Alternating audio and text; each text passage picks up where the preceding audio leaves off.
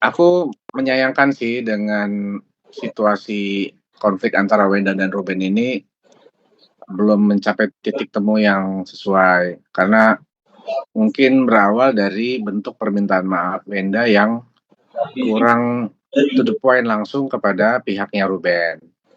Gitu. Jadi sehingga banyak pihak yang menyayangkan ya gitu bahwa permintaannya maafnya dirasa kurang tulus, juga tidak membuat suasana jadi, lebih baik gitu.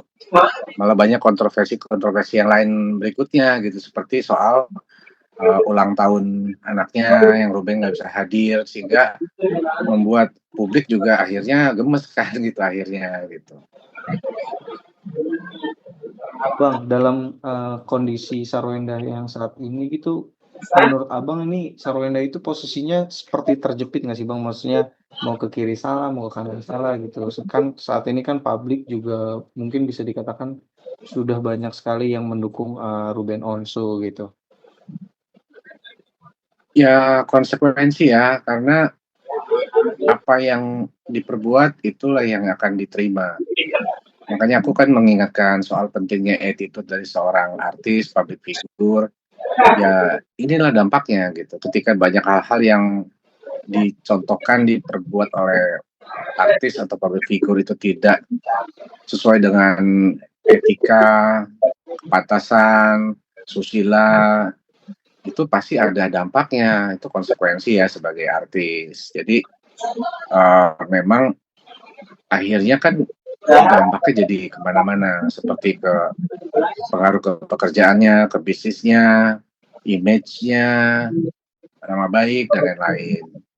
Dan juga ini aku ngeliat kayak sepertinya aku nggak ngerti ya kenapa Wenda kan banyak dikelilingi oleh tim ya, oleh ada tim dari keluarganya juga, ada dari pasti dari tim yang bisnisnya juga ya, apalagi dia punya pasangan katanya CEO kan, yang mestinya ngerti secara bisnis itu pentingnya branding, attitude, nama baik, sehingga bisa akan lebih baik lagi kalau disikapi dengan bijak gitu.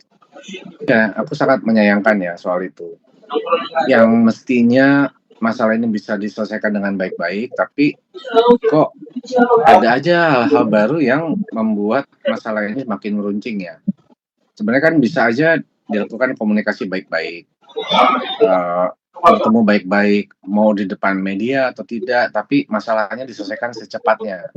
Nah ini karena berlarut, udah gitu ada statement dari kuasa hukum, ada yang bilang itu ada kata-kata yang seperti ngeledek, menghina gitu ya.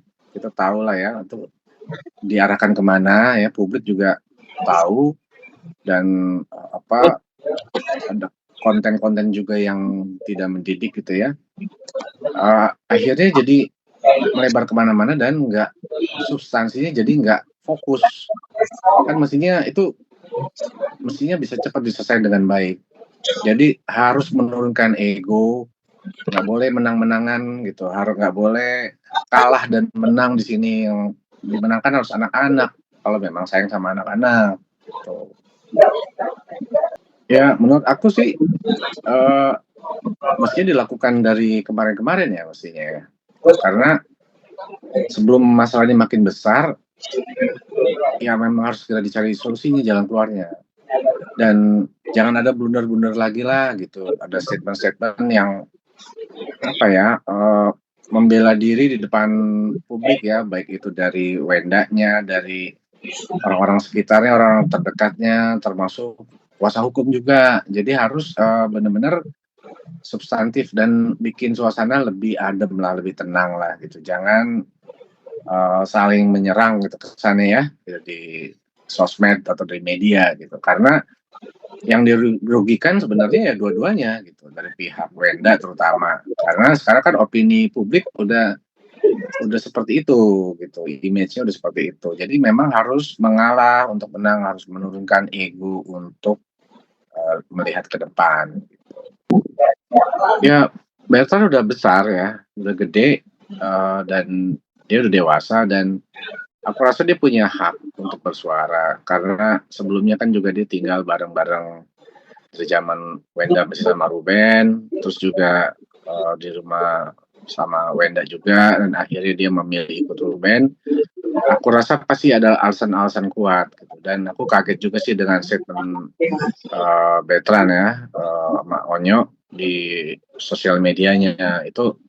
Kalau memang benar itu udah benar-benar bukti bahwa memang ada tekanan psikologi, dan terutama di situ katanya juga ada tindakan fisik ya katanya gitu. Nah itu ini harus disikapi oleh semua pihak, terutama lembaga yang berwenang. Gini loh, tadinya masalah ini kan masalah antar keluarga ya, antar pihak dan satu dan pihak lain.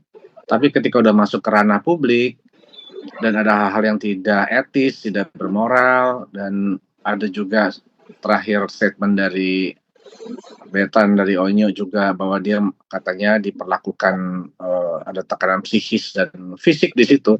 Ini harus disikapi oleh semua pihak, dan wajar ketika publik bereaksi. Wajar orang-orang speak up.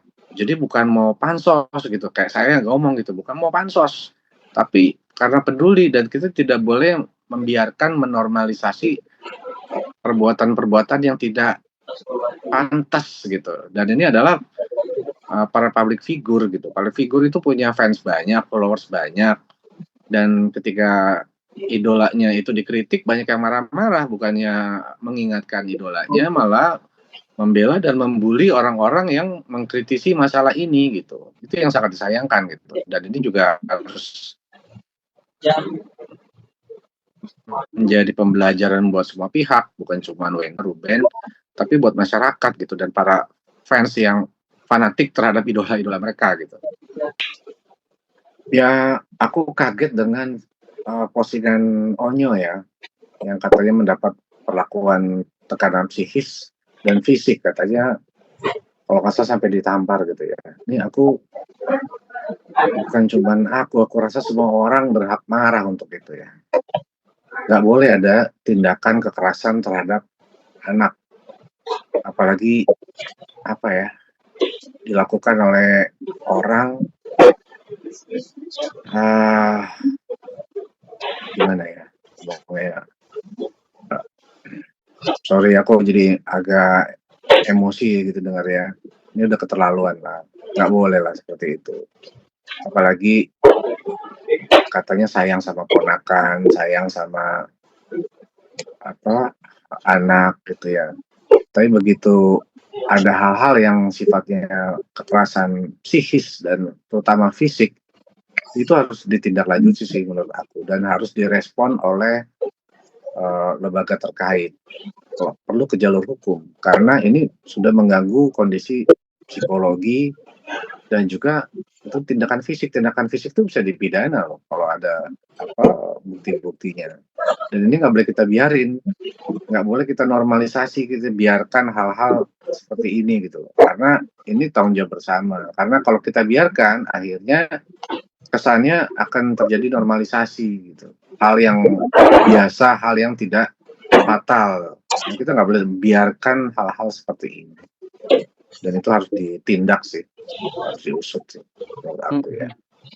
Aku sama Wenda terus terang nggak ada kontak, nggak ada komunikasi ya, karena aku melihatnya gini ya, kalau memang aku kan sudah tegur lewat sosial media dan media, tapi dia tidak ada respon.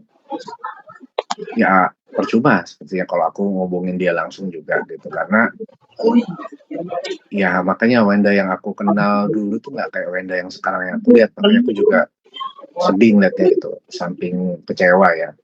Kalau untuk Ruben, dia mengucapkan terima kasih gitu, bahwa aku mensupport tanpa kita janjian apapun, tanpa pernah ada boleh dibilang aku spontan aja gitu ya bereaksi gitu, sama seperti banyak orang-orang yang bereaksi.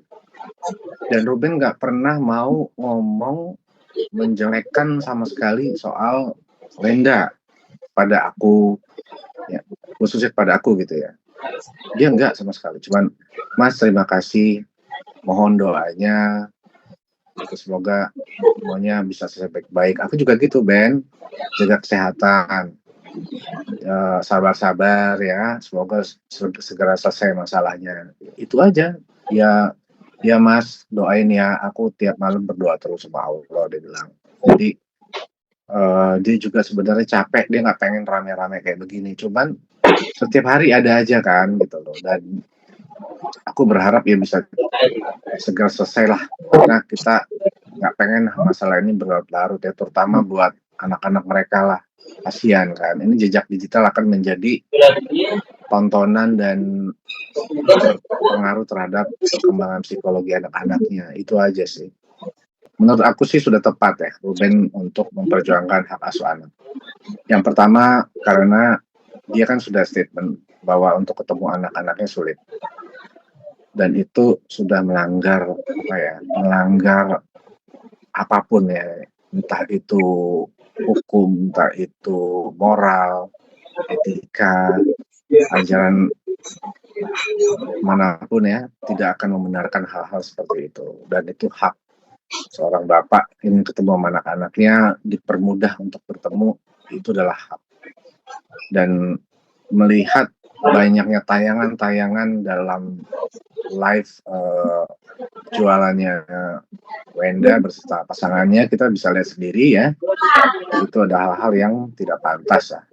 Artinya gitu loh, dalam konteks konten orang dewasa, di mana ada potongan-potongan, kita lihatlah video dan omongan-omongan, obrolan, dan ada juga ada gestur-gestur yang tidak pantas dilakukan ya. So, aku rasa udah pantas Ruben untuk memperjuangkan hak asuh anak. Tapi ketika Ruben sudah memperoleh hak asuh anak, Wenda juga mempunyai hak untuk menengok anak-anaknya. Jadi sama rata lah, biar adil gitu. Cuman tolong diperbaiki sikapnya, perbuatannya, untuk apa? Untuk kepentingan anak-anak depan. Ya emang paling enak ngopi ya, ngopi di rumah orang itu paling enak. Nah, pastinya akan lebih nikmat ya, karena nyaman di situ. Aku sih gitu ya, bercanda. Cuman gini loh, artinya kan ada hal-hal yang berhubungan dengan etika. Nah, kalau memang itu memang rumahnya Ruben dan pasangan barunya Wenda itu membuat konten-konten di situ, dan kesannya itu di rumahnya dia gitu, ya kita bisa pikir sendirilah itu etis apa enggak sih gitu. Apalagi karena gini loh, semua itu kan ada sebabnya. Ada beberapa konten-konten yang seolah menyindir-nyindir kan gitu. Nah, itu yang membuat akumulasi jadinya. Akhirnya saling berbalas kan.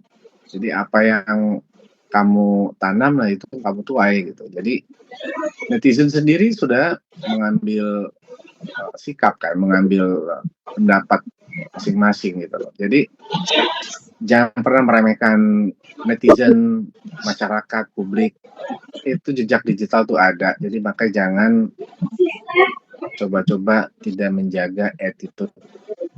Itu pesan aku lah. Karena public figure harus penting banget menjaga sikap perbuatan. Ketika melakukan hal-hal yang nggak pantas, nggak etis, suatu saat akan menuai hasilnya. Nah, inilah hasilnya. Ya. Oke.